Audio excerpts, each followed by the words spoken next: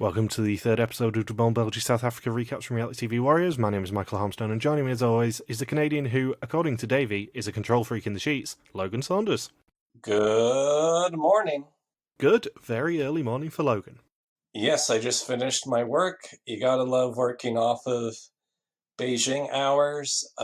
During my breaks, I watched the episode that we're about to podcast about, so it is very fresh in my mind. Yay! And it is one of the best episodes of any TV show ever. Ever. Even the first task that we slightly dissed last week is actually a bit more entertaining than I remembered. Yeah, it's entertaining, it's just that the rest of the episode is the iconic museum heist and the iconic non-elimination elimination. Yes, the initial non-elimination, which turns into an elimination. Oh, as you well know, I've seen up to episode 4 now, and the fact that I know that these two episodes are basically two parts of the same episode, and that these two episodes are essentially the fall and greater fall of someone is just, it's delightful. I gotta say, this is the true debut of the somebody knows they're eliminated or suspects they're eliminated, and they gotta bluff their way through to get to the next episode. They love doing this type of task once per season in Belgian Mole. They do, but spoilers for next episode, the person who is meant to be eliminated here doesn't learn their lesson and gets eliminated next week. Yeah, it's impossible to top that. But it's funny that they kind of experimented this with Argentina with a lot lower stakes. In Argentina, they had the horse race challenge where one person knew they won the race, and then they had to they all discussed who won the race, and if they picked the right person, that person wouldn't get their exemption and money would be added to the pot. If they were wrong, that person gets their exemption and no money gets added into the pot. Yeah, whereas this one is a game of life and execution for someone. Yes, it really is. Yes, the stakes get upped. I'm guessing producers went through this task in Argentina this season and thought, not quite high enough stakes, and there was a lot of drama created out of it anyway. So they're probably thinking, we'll probably get twice as much drama if we have an elimination based on this type of challenge. However, what they didn't factor in is that Kathy and Jill's aren't there this time to make it 10 times more dramatic.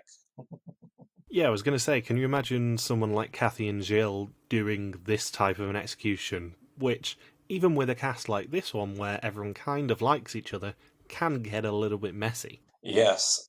I guess we're starting with the end. We should probably start with the beginning of this episode. Yeah, I suppose. So previously, the 9 remaining candidates in South Africa were given a rude awakening on a bus tour around Cape Town, in the form of Hans returning and being given a chance to get back in the game. He did, and after a wildlife park escape room, and the first iconic game in Shosholoza, the price of Hans was revealed, a double elimination at that evening's execution. And in the end, it was Jolien and Booba who paid the price, as they were the next two to be sent home. And we begin on day 6 in Cape Town with everyone eating breakfast, and apparently Booba and Jolien were both huge suspects, and Gilles gives us an explanation on why any of the remaining 8 could still be the mole. He doesn't try to narrow it down for us. He doesn't, but he did this at the start of the Buenos Aires section of Argentina as well, and he also does it at the start of episode 4, where he sits everyone down and asks whether they're the mole individually. And no one slips up. No, surprisingly not.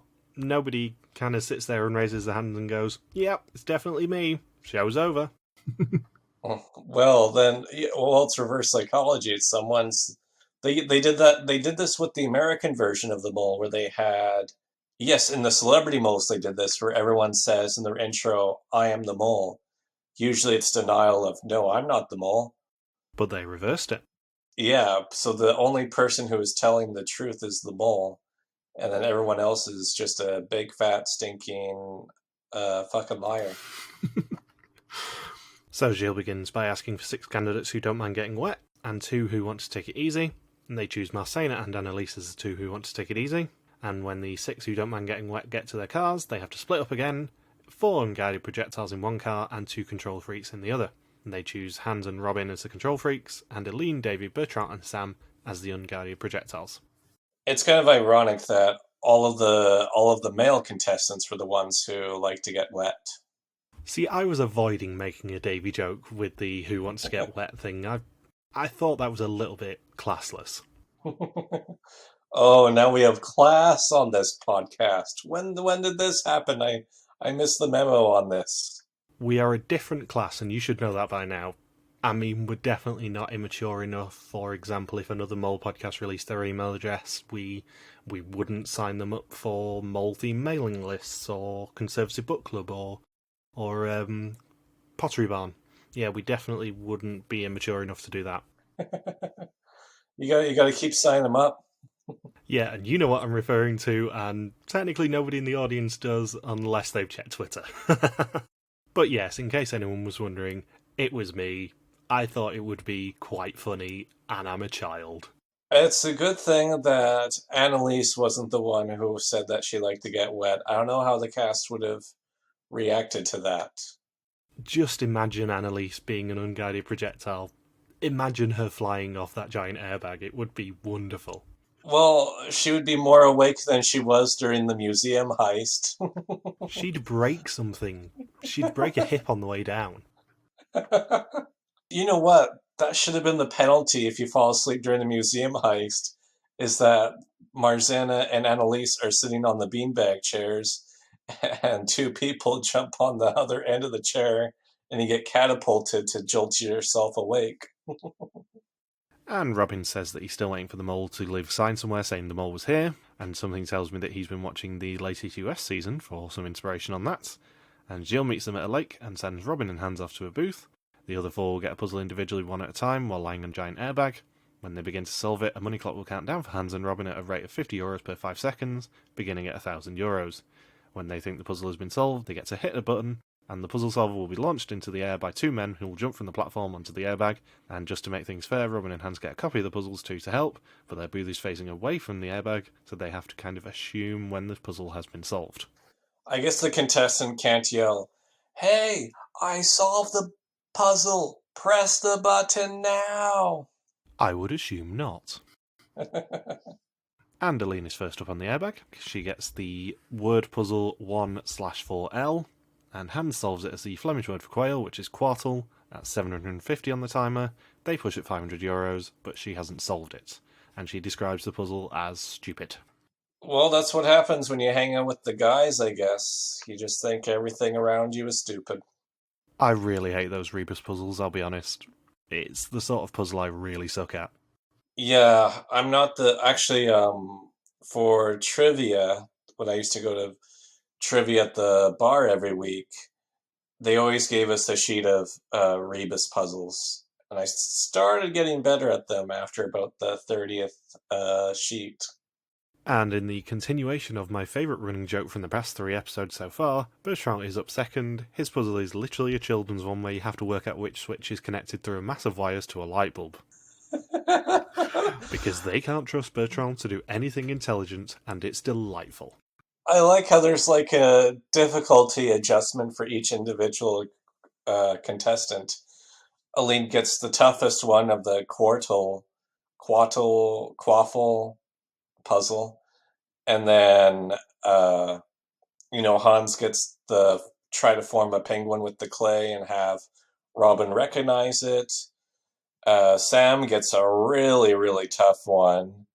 Davy gets count the number of squares, which is really tough to do if you don't do that type of puzzle that often.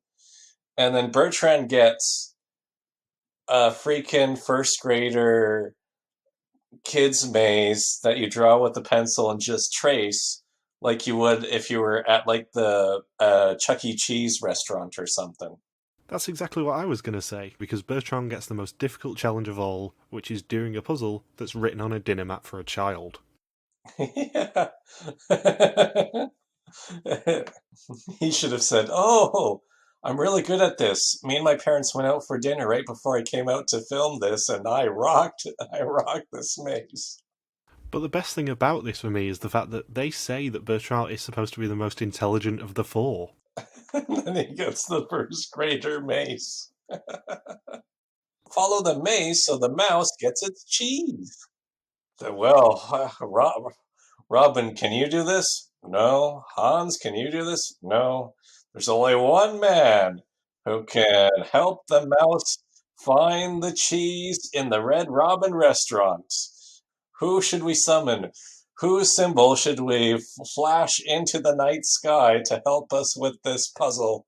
None other than Bertrand. And you know my favourite bit of this entire scene? The fact that Hans and Robin get completely the wrong idea of how to solve it. They raise kids to play this. They never do this themselves. So basically, Bertrand, who someone last week described as a moron, that someone being me, ends up being potentially more intelligent than two of his compatriots. That's why they were the ones where their only responsibility was pressing a red button. Yeah. So even though they said that Bertrand was the most intelligent person in the group, they don't trust him enough because it's Bertrand. So even though he's ready at €750, they wait till €500, but he is correct. So he earns the €500. Logan's boyfriend Davey is up third. He has to count all the squares on a picture. Davey guesses at 25, although my quick maths was 36. However, the correct answer is 40, and we don't even see what they push at. And Sam is the last one on the airbag. Everyone just anticipates him flying because he only weighs 50 kilos, and the editors really ham it up with the music. They push the button at €500, but he had no idea, so they earn nothing. All they needed to do, instead of playing the traditional classical music, was instead have David Bowie's "This is Major Tom to Ground Control." Space Odyssey. Space Oddity, yes. I had a trivia question about it. Yes, they should have played Space Oddity by David Bowie as he's being launched through the air. So then she'll give them an offer. He will triple their winnings if they want to gamble with one of Hans and Robin on the airbag and the other four in control of the money clock. They quickly decide to gamble and put Hans on the pillow. He's got to sculpt a penguin and make it identifiable to Robin, who's watching with binoculars before he flies into the air, and the money clock starts counting down at €1,500. I guess because they won such a low amount, they were willing to take the gamble. Yeah, when the maximum prize amount for this challenge is €12,000 and they'd only earn 500 at this point, you go, maybe I'm going to gamble on this. It's not going to be a major loss if we lose. It's interesting just how much your perception of the value of money gets shaken up on reality shows or when you're taken into a different situation where it's like, oh, we're only going to get €500 if we don't gamble on this? That's nothing. €500, I can't even eat for that much. So, Hans actually makes a passable penguin on the airbag, as does Eileen in the cabin. However, Robin got the wrong answer of mole, meaning they earn nothing of a possible €12,000 for this challenge. Robin forgot what country he was in. Yeah, exactly, because they're not that far from Baldur's Bay. I've been to Baldur's Bay and it was awesome. And South Africa's quite famous for the Big Five, but also the Cape Town area, and Cape Point especially, is very famous for Cape penguins. Yeah.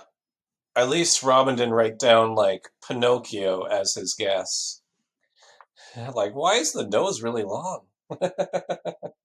Or what? Oh, how did I describe Hans? Hans's sculpture. I had a very specific description of it. Oh yeah, it was like an Easter Island penguin. It looked like it was from Easter Island. It was identifiably penguiny. Yes, but that's because we knew it was a penguin when we were watching it. It wasn't like, oh, what animal is it? No, we were already told beforehand, so it's like we were looking for the penguin features. I'm not sure I'd confuse it with a mole, because the mole doesn't have distinguishing features, and that's kind of the point of this entire show. Yeah, I guess it's not called, like, the giraffe. Although that would be pretty funny. We just can't cast somebody with a really long neck. And now it's time for the main event, because in the evening, Gilles takes them to a bar and says, enjoy yourself, but don't forget, this is the mole, there is a challenge in the morning. Do you know where that bar is, Mr. Saunders? No, I don't. It's on the waterfront at Camps Bay, which is a very pretty area just outside of the centre of Cape Town. It's Probably a little bit more expensive than the rest of Cape Town, but this being South Africa, it's still dirt cheap. It's also the site of the world's cheapest Hard Rock Cafe. Believe me, I ate there a couple of times. But a few doors down from the Hard Rock Cafe is a cafe called Mint, which is where this took place. And more importantly, where my parents ate. So I have been to Mint Cafe. Where everyone got their buzz on? And if you enjoyed this challenge, go back and listen to Looking Very Belgian, our chat with Papa Bear Gilles de Costa, because we chatted about this challenge at length with him. It was one of the greatest challenges I've ever seen on any television programme, and I cannot wait to start talking about it. So, Annalise and Marcena have been taken to a spa for the day, so they've had a much more relaxing afternoon, but as with everything in the mole, nothing is what it seems, and in the afternoon they are taken to the Natural History Museum of South Africa for a private tour by the security manager. They have to memorise all the security features and how to bypass them for the challenge that evening. The other 6 indulge in their cocktails and start ordering for each other, and Bertrand chooses a Kill Bill for Eileen, and Eileen chooses a Casanova for him. And Davy ends up stealing Gilles' wine, and they end up ordering tequila and vodka to continue their evening. With Bertrand, yeah, it's the only time you ever hear the word Casanova associated with Bertrand is if somebody says, "Oh, we got to get a Casanova inside of Bertrand." It's just such a delightful way to begin a challenge, this. Even knowing what we know, it's just glorious to have this sort of a character scene start off probably the iconic challenge of the season. In other news, I never knew there was a drink called a Kill Bill. Well, I think Mint Cafe is quite famous for its movie-themed cocktails, so it kind of makes sense for them to have a Kill Bill and a Casanova on there somewhere. But it's such a mole thing to say to just go, you know what, you guys aren't camping tonight. Treat yourself. Here's my credit card. Don't spend too much. And they all fall into the trap and get a little bit wavy. And then at 1 minute past midnight, Gilles returns to announce that, seeing as though it is tomorrow, there is a challenge waiting for them. And in pairs, they got to sneak into the museum and steal an item, either a gemstone, a prehistoric gorilla skull, or a vase, each worth a particular amount of money for the pots, for a total of €3,000. And they've got an hour to get in, steal the items, and get out. What did Gilles do, do you think, while everyone was drinking? Was he having a nap? Do you not remember that he told us this? He said that he wasn't exactly sober when he came back. I think was his exact term. Right. Yeah, I forgot. It's been a couple of years since we talked about this with him. He drank with them? Well, I think he drank at a different bar nearby, but he did say to us that when he came back to actually introduce the challenge, he wasn't exactly sober. See, this would never happen on the production of an American reality show. You would never have producers intoxicated and the contestants intoxicated, and then they're going to be trying to handle priceless artifacts. Yeah, it's not entirely the sort of challenge you'd expect from anywhere outside of Belgium, because if you cast your mind back, Gilles also said that they didn't exactly tell the museum what the point of the challenge was going to be. They certainly didn't tell them that they were all going to be a little bit wavy, and I don't think they told them that they were going to be stealing precious artifacts either. Yeah. I can't believe that they actually didn't have replicas of the artifacts and those were legit. Yeah, they were 100% legit. Did you end up going to the museum? No, I haven't. I have, because I may have made a pilgrimage when I was in Cape Town. I only took a picture outside, I didn't go inside, but I still did make a pilgrimage to the Museum of Drunk Museum Heists. Oh, you should try to go in there, hide from the security guard. Just crawling on my hands and knees. Yeah. So here's what I love first off. I love the fact that their base is a white van with a laundry company sticker on it. I love that Gilles didn't exactly tell the museum what the challenge was. I love the fact that Gilles himself was a little bit wavy when he filmed this. I also love Davy announcing to Marcena that they're all drunk, and her looking like she's sucking a lemon. I think I had her exact quote right when they're about to start, which is, "I labored for 3 hours. This will drive me crazy." Yeah, this challenge is just Marcena's nightmare. And that's what makes it so brilliant that she was picked to be one of the guides, because, number one, she hates having to guide drunk people, and number two, probably more importantly, she hates not being one of the drunk people. And she just hates every second of her experience in this challenge. And this isn't even the worst challenge for her this episode. And the fact that Annalise is absolutely out of her element in this challenge. I don't think there's been anybody who participated less in a challenge than Annalise did. Yeah, this is a recurring theme with Annalise for the next couple of episodes, where there's a couple of challenges coming up where you go, is she even trying? Because it certainly doesn't look like she is. It's just a really easy way to gain suspicion if it's like, man, this is just too tough for me. If I just don't really participate all that well, somebody's just going to think I'm mulling it and there'll be suspicion on me. It would be interesting to find out whether she was actually deliberately sabotaging there, or whether by that point in the evening she'd just kind of checked out. Well, just think like when Jill shows up at the bar, it's just after midnight. They had to transport them all the way to the Natural History Museum, go through the rules of the challenge that obviously we wouldn't see air on TV, get everyone prepped, and then begin the challenge. And the challenge was 1 hour. Was it a 1 hour timer? So I'm gonna guess they probably didn't even start this challenge till 2 in the morning at the earliest. And given Annalise's age, she's probably in bed normally for about 8 or 9 o'clock with a cup of malted milk or something. I was gonna make that. I made a note of that too. I'm like, well, no wonder Annalise is checked out. She had this nice, relaxing massage where you're not exactly full of energy after it, and then she has to spend 3 hours understanding the layout of a museum and electronics and security cameras. And then they wait until after 2 o'clock in the morning to start this challenge. Like she's not going to be that helpful in that situation. No, and let me be clear, this challenge is the pinnacle of comedy that they have ever done on the Mole, because there is not even a single element of this that is not done for comedic value, which is wonderful. It's like Michael, have you ever watched movies with Leslie Nielsen? No. Like Airplane, Naked Gun movies, Scary Movie 3, Scary Movie 4, Wrongfully Accused. Anyway, this whole task just reminds me as if Leslie Nielsen decided to direct a task of the mole, just with how absurd it gets.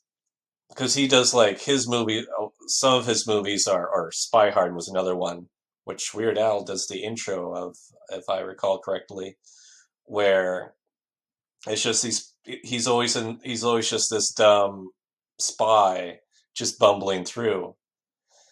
So it's just funny to see a task on the mole. It's like, yep, it's just a complete copycat of a Leslie Nielsen movie brought to life. It's just so wonderful, especially when you consider that of all the places that they've been on Belgian Mole, South Africa is probably the most dangerous place to do this sort of a task. There are a lot of people in South Africa with guns, especially when you compare it to somewhere like Vietnam or Greece.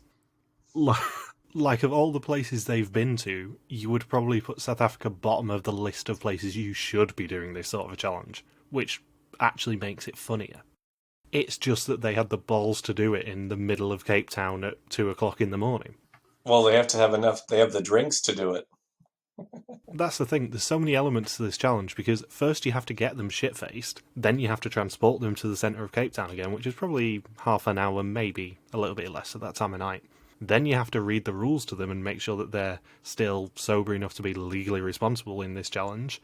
Then you send them into the museum, which definitely has security, probably with guns, and then you just kind of leave them and go, you've got an hour, have fun, don't get caught, and or shot. Bye! What makes it, I think they did this task on this, they intentionally did this task on a season where it was the lowest average age of all the seasons. It's just one of those challenges that works with the vibe of the season. And the theme of the season is basically big challenges, because you have this one, you have the ostrich maze next week, you have the sat-nav game with literal electric shocks in 2 weeks' time. And I think that's kind of why we love this season so much, is the fact that they swung for the fences with South Africa. I wish Kathy was one of the shit-faced people trying to do a drunk museum heist. I wish Kathy was having to order people around on the Drunk Museum Heist. She would quit the task about 2 minutes in and storming out of the van. She would drive the van away and be like, I'm just going to let security arrest you guys. Can you imagine if Kathy was the one sober person in a challenge like this? There would only be one contestant left by morning. What a twist. I just got M. Night Shyamalan on Belgian Mole. So, there is one dead spot in the museum. However, to reach it, they do have to sneak past the camera, and the guard can technically see them, so they have to be very careful. Annalise and Marcena can see the same cameras as the guard, but if the guard spots them, then they are out of the challenge. The problem that they also have is the fact that Davy's shoes make so much noise that they end up having to tell him to leave them by the front door like he's in someone else's house. Wipe your feet on the mat, guys. Also, if Marcena tells you to crawl past the opening desk, what do you actually do? Not crawl, apparently. Because if you're Bertrand, instead of crawling like a normal person like the rest of the people, you crawl like a fucking spider. I'm an arachnid. It was the first point in this challenge where I actually had to pause it and just keep laughing so hard to myself because literally everyone else goes, I'm just going to crawl like a normal person, try and keep as low to the floor as possible. And then you have Bertrand crawling like a spider, trying not to draw attention to himself, but as it's Bertrand, drawing the most attention to himself. And the guard's path takes around 10 minutes and is a set path, and they can still be caught by him in the dead spot if they talk too loudly, so they have to stay as quiet as possible, which isn't entirely easy when you're as shit-faced as these people are. Sam and Davy are the two people who are least trusted to actually stay calm and sane, so they're sent on the easiest path, the path for the €500 gemstone. And in the final room there are lasers protecting the gemstone. Sam jumps over the lasers, but Davy ends up having to tell him to do it quietly. Yeah. You know, I'd like to physically lift up Davy's legs to get him over the lasers. So they return with the gemstone, but took over 20 minutes to do it of the possible hour-long time limit. And it's Bertrand and Eileen who are the second pair, and Davy wonders why they've not heard anything from Annalise yet, because her job was meant to be to keep them away from the guard, and Marcena was looking after the actual burglars themselves. And the guard returns to his office just as Bertrand and Eileen are about to go past it. And 5 minutes later, Marcena just sends Robin and Hans in to save some time, and they have to get the €1,500 vase, which is an electric cage, and they have to hide from the guard whose route will cross theirs. And they manage to escape to the third floor, but Eileen and Bertrand are nowhere to be seen, and they manage to wait it out and run past him up to the second floor, at which point they then decide to play at being spies and try and sneak around the outside, making Marcena and Annalise laugh when they see them on the camera, because they are the least subtle spies in the world. I love when they use this pose like 5 times during the episode, but when Robin's leaning against the one wall like he's Mr. Bean. Yeah, they use Bertrand's kind of hiding against the waist-high barrier a few times as well. And the skull that Eileen and Bertrand are after is protected by a sensor which detects anything taller than 75 centimetres and has a blind spot of 1 metre around the cage. They get the skull but have to retrace their steps to escape with it. Sadly, Eileen sets off the alarm on their escape and they are out of the challenge. But it was Bertrand who set off the alarm. No, it wasn't. It was quite clearly not Bertrand, but we'll get to that in a minute. What's funny, at one point somebody says, or I think Marcena is directing somebody and says, "Do you see Nelson Mandela?" And I was thinking, wonder if like Sam or Davy would be so drunk that they would think that they're genuinely trying to look for Nelson Mandela patrolling the Natural History Museum at night. Like, I don't see Nelson Mandela. He's amongst these dinosaurs? What are the chances that we'd be in the same place at the same time as him? I thought he'd be in bed at 2 in the morning, not here partying with us to steal artifacts. He had to take a second job when he left Robin Island because he's just got no money anymore. Yeah. 27 years in prison doesn't pay too well working in the kitchens there. So Hans and Robin manage to get to their vase, which has electrified wires around it, and from his office the guard can actually see it. And while they're waiting, Sam and Davy discuss the important topics like whether either of them actually has pockets in their trousers. Neither of them does. It's the dumbest conversation they've ever shown Belgian Mole. Just the way everything gets phrased with Sam just asking Davy, "Oh, did you actually have trousers with pockets on the side? And then Davy says, no, why? And then Sam says, I don't either. Like the conversation goes nowhere. You know, with Argentina episode 7, where we were really confused as to why the baby Hitler conversation aired, this is another one of those conversations where you just go, why is this even airing? It's just this throwaway moment in the episode. This is why Belgian Mole is an hour and 5 minutes long, is because we have to listen to two drunk people who are already done with the challenge. They have nothing else to contribute. And one guy just asks a random question for no reason. And when asked, hey, why did you ask this question? He's like, I don't know. I don't know what the point of it was. So, Hans and Robin have to pass the vase to each other in order to be able to grab the item out of the top. And they manage to grab the vase without setting off the electrified wire, and now have to get back to Sam and Davy and get the hell out of the museum, because once the guard finishes his final round, he will be able to see the cameras permanently. And with 5 minutes to spare, they do manage to get out the museum with £2 worth of items, and also without Davy's shoes. Yeah, they actually lose €100 because they had to replace his shoes. Yeah. So they wake up on day 8 with sore heads, but the chance to relax a little bit and play mini-golf on the beach. And something very interesting that I spotted as well is the fact that their hotel is right behind the museum, like literally backing onto it. I guess they didn't want to go too far after the challenge was over. No, it's like 2 minutes walk from the museum. I'm going to guess it was probably like 4 in the morning when they probably went to the hotel. Because the earliest they would have started at is like 2 or 2:30, and then it's an hour in challenge and then debrief. Oh yeah, it's definitely after 4 a.m. when they're done for the night. Yeah, it kind of explains why they didn't have a challenge the next day. Yeah. Probably because Jill needed sleep as well. Yeah, production. Production had to stay up all that time. And then they had to give Marzena a day to recover because I'm pretty sure she wanted to punch Davy or Sam or whoever it was for calling her Martsky. That has Davy written all over it. Yeah, yo, I think the exact quote I have here is, yo, what's up, Martsky? And it was at that moment Marzena knew her life was going to be miserable. The best thing for us is the fact that we've dealt with Davy when he's drunk. Maybe not as drunk as he was here, but we've dealt with him when he was drunk, and that was when I joked that if I hadn't broken you two up, you may have gone home together. I think it was actually Robin who called her Martsky, because Robin wasn't that sober. It wasn't his sober self either. Of course, with Sam's so small that he's going to be the lightweight. I mean, we just saw him fly through the air, so of course he's going to absorb the alcohol a lot more than anybody else in that group. Yeah, just one Kill Bill will be enough for Sam. Yeah, it's a Kill Sam instead of a Kill Bill.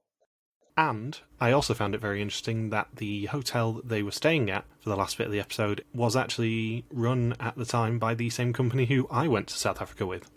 Oh. And when we see the mini-golf scene, Sam is also wearing a mini hat like the little corporate shill he is. Yeah. Because they are owned by BMW. And Jill arrives and asks them who the best golfer is. Bertrand, obviously being Bertrand, says it's him. And he says he brought them all a present, a pair of sunglasses. And he announces that this evening there will be an execution, and for once, it might be better to be last than second last. Speaking of throwaway questions, I love how Jill's just asks, "Oh, who is the best golfer?" And then Bertrand's like, "It's me." And Jill's just says, "Oh, okay, cool. Let's continue." I was thinking, wasn't there gonna be like a little mini task going on right there? Are they gonna do the goggles thing like in the Greece season? You're just asking who the best golfer is, just out of genuine curiosity. He's just trying to be friendly and kind of make a bond with them. Yeah, who's the tallest of you guys? Oh, Davy's the tallest? Okay, so I have these sunglasses. Yeah, cool. Yeah. Just completely mislead them. He just pretty much gives them a Jesse Montana response and then just moves on. It's quite delightful. Like, what else? Like, oh, Whose favorite chocolate bar here is Snickers? Oh, it's Aline. Okay, so I have these pair of sunglasses. It's just so random, it's brilliant. It's like, is Jill so smart and clever that it's like a veiled insult and nobody knows what the insult is supposed to be towards Bertrand? It's just, it's just so weird, but I kind of love it. Because it's just such a throwaway scene. We see like 30 seconds of it and then it moves on to the test, but I'd completely forgotten the mini golf scene and him handing out the sunglasses. It's just, it's very odd. So, knowing that there is a test and execution that evening, everyone prepares and speculates what the meaning behind Gilles' warning was about preferring to be last than second last. And Hans says to Eileen that you could throw the test by voting for yourself for everything and guarantee your safety. And Bertrand says it's interesting because if you're stuck between two people and you go all in on one person this time and get last and save yourself, you now have a huge advantage. Can you repeat that quote one more time, Michael?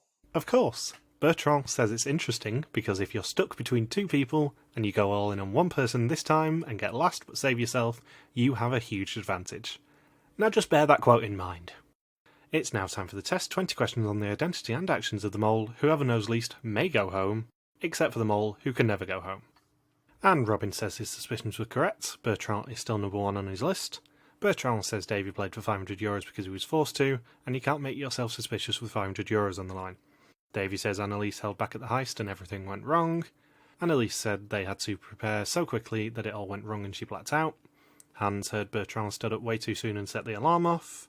Marcena says Eileen wanted to make sure nobody thought it was her fault that the alarm went off. If someone wants to make someone else suspicious, then she finds them suspicious too. And Bertrand says Eileen didn't trigger the alarm, he did, but it makes him suspicious by saying it did. Sam says Bertrand is trying to make himself suspicious, but now he's trying too hard. Hans says he gambled on one person expecting a twist to save the last person, and Eileen says she's down to 4 suspects out of a possible 7 others. And before the actual execution, Annalise says Marcena was lovely at the heist challenge and she wanted to say it before everyone else arrived, and she bought Marcena a necklace from the hotel gift shop she had her eye on. And quite predictably, the elimination is a bit different. Whoever is eliminated gets a chance to save themselves and send someone else home. Everyone will sit on a chair facing the screen. Only with the glasses that Jill gave them earlier can they see if it's red or green. After everyone has taken a turn and seen their screen, they will get a chance to sniff out the liar and earn money for the pot. It's funny that people intentionally changed their strategy just because they thought, oh, Jill says it's better to be last than second to last. I'm going to go all in on one person. Like they just assumed that nobody was going to be going home that night, or or at least thought maybe there would be some sort of advantage to go straight ticket on one player. I think it's a very. I think if it were me, I'd be too scared to just go all in on a hint that Jill's makes during the middle of the afternoon. Yeah, because the advantage you can gain here is that you stick with your normal suspicion, and if you are the worst performer, you then course correct. You don't go straight ticket on one person and just hope that you're picking right, because there's still 8 people left. Probably split it between. So if you do go with what Jill says, maybe you split it between 3 people, because if you get a red screen, then you know none of those 3 can be the mole. Yeah, that's what I mean. You could easily narrow it down to 2 people next week if you're good at this game, and if you play the game how you should. And if one of those 2 people was Bertrand, then it's like, well, it's not him. He's just trying too hard. So, the eliminated contestant has to convince everyone else that they got a green screen. If someone else gets accused, they will save themselves, and whoever got the second worst result will go home in their place. If the group sniff out the liar, they will earn €3,000 for the pot, and the liar will be sent home. They have 20 minutes to discuss it before having to do a blind vote to determine who they think lied. I wish Dwight K. Schrute was in here. The liar will perspire. And Gilles asks everyone in turn what colour their screen was. Predictably, they all say green. And Sam says he wonders what the liar would feel like knowing that someone else went home in their place. Guilt trip somebody into self-execution. Into suicide, really. And apparently Hans said earlier that he wouldn't fight for his place again and would admit it if he got a red screen. Everyone just basically stays silent, so Marcena says that they are ready to vote, and Hans says that there should be honesty and the loser can give them €3,000 as a parting gift. And Marcena says that Bertrand seems a bit more nervous than normal. She gets very angry at being the only person to say who she suspects got the red screen, mainly because that is revealing who they think isn't the mole. She says she thought it was Anneliese or Bertrand. Anneliese thinks that it was Sam. Robin doesn't say that it's Sam, he thinks that it's Eileen. And Bertrand says it's Anneliese. Eileen says it's Anneliese or Bertrand, and Anneliese thinks it's Sam. And then they do their anonymous votes. Anneliese gets 4 votes, Bertrand gets 2, and Eileen and Sam get 1 each, which means they are seeing Anneliese's screen. Unsurprisingly, Anneliese's screen is green, meaning they earn nothing for the pot out of a possible 3,000 for this challenge, 2,000 out of a possible 18,000 for the episode, and 14,500 of a possible 45,000 for the season so far. I wish Jessica did this challenge. I wish it was the round where she got eliminated, to see if she could contain herself when she saw the red screen. Oh no, she would have burst into tears. It would have been the least subtle usage of this twist ever. Can you imagine? Like, you see Sam was really calm, Davy, Annalise, even Bertrand, and then Jessica. You just have a sobbing Jessica in the corner. Yeah. She just has the glasses while she's crying. I swear this is just night terrors.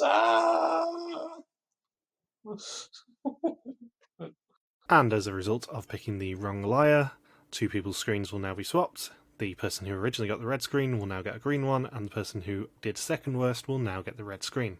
And Anneliese, Sam and Bertrand all see green screens, before Marcena is the one who sees red. The biggest team player goes home, and the one who was doing the best with this challenge, really trying to genuinely get the last place person out, while everyone else was just like, screw it. I'll just accept the fact that I now have a 1 in 6 shot of being executed, or 1 in 5.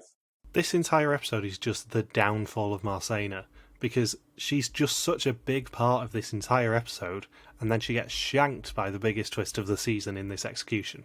And just, it's a group shanking. Like, they all just abandon her. No one is trying to be like, maybe it is Bertrand. Maybe the best golfer is also the worst at this game, possibly. But it's really interesting to compare her to Isa, who is essentially the same archetype last season, and who got a very similar edit for episode 1 of being kind of the bitch of the group and being a bit forthright and all that sort of stuff. But Marcena's edit from episode 2 just flips, and she becomes kind of the heart and soul of the group.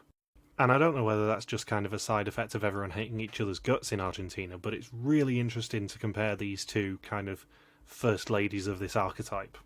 Well, I mean, without Marcena, no money gets earned this episode. Though there's no way they even should even bother starting the Drunk Museum Heist, because Annalise was not capable of guiding the teams. No, by her own admission, she just kind of blacked out. Yeah. And everyone says that Marcena just wanted to play the game and never made herself suspicious, and she got a reputation in week 1 of being a little bit of a bitch, but she was actually a lovely person. Yeah. She's a complete jackass at the start of the game, but then we started to like her. But then we met her. Yeah, then she was like trying to, help us win money and trying to get the last place person executed for the good of the group.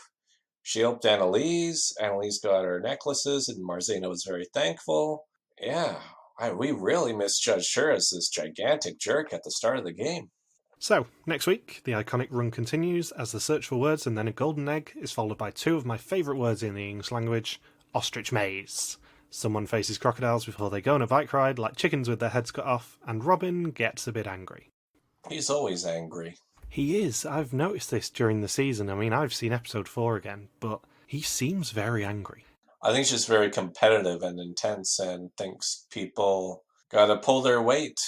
Oh, well, that's tougher for Sam since he's only 50 kilos, but... That is true, and that will play into next week.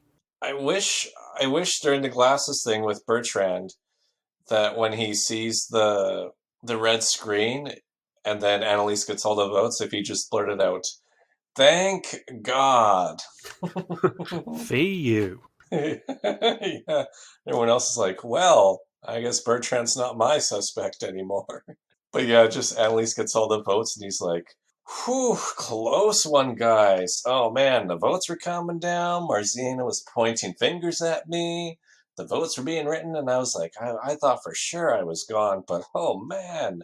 I would have just loved it if, when Bertrand was saying goodbye to Marcena, he just turned around and went, "Thanks, Marcena, you saved me." Yeah. Yeah, he just doesn't give a damn that everyone knows he's not the mole anymore. I do also love how we spent most of this episode trying to skirt around who actually got the red screen, and now we're like, yeah, it's Bertrand, just, you know it's not him. You know he's not suspicious, fuck it. Next week, just pay attention to Bertrand is all I've got to say, because he gets a very interesting edit, and they bury him. I can't believe, I guess, being a really good golfer doesn't translate to doing well at the mole. So have you got anything else you want to say about this glorious episode?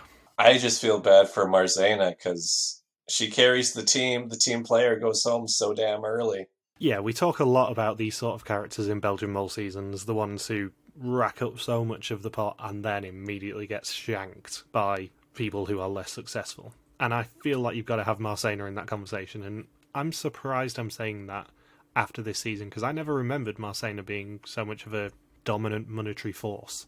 Yeah, and I think this is the episode where, because of the double elimination where Yolene and Booba were big suspects, I think everyone guesses Davy starting from this point onwards, I think. I think it was only Bertrand who was on Davy this week, because most people were suspecting Bertrand in this quiz. Oh, okay, so it's after next round that everyone switches to Davy? Yeah, I think so. Because I know he becomes a huge suspect pretty quick. So, thank you for listening to our Mol Belgie recap. We'll be back next week to continue the hunt for the mole in South Africa. Don't forget you can contact us on Twitter, Facebook, YouTube or Instagram where we are RTV Warriors, or you can email us on contact@rtvwarriors.com. Logan is on Twitter @Logsubquacky, and I am MJ Harmstone. See you next week. Peace out and just chill till the next flavoring. Stay tuned for scenes from our spoiler room. So there's two main things that I spotted the mole doing this week. In Gilles' introduction, she was the one on screen when he asked who the saboteur was, and also, as we mentioned earlier in the episode, she did stand up when the sensor went off, and she made Bertrand blame himself. And Bertrand was too drunk to know that it wasn't him that did it. Exactly, it's a very ballsy sabotage from a very young mole. And, of course, it was very easy to sabotage the flying water challenge. She just didn't solve the puzzle. And she was also basically given control of the button when there was the triple bet round as well. Yeah, and then this is when Davy just completely locks in on Lean, like, why didn't you just press the buzzer when we told you to 10 times? That's so weird. Why are you being so weird, Aline? Yeah, I think Davy was pretty locked onto her by now. Yeah. And then that was like, you didn't get the puzzle and you were effing up on the buzzer. Screw you, Aline.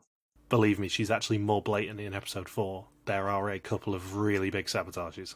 It's amazing what a mole can get away with when when the contestants have their eyes on somebody else. Yeah, it is. Right, bye.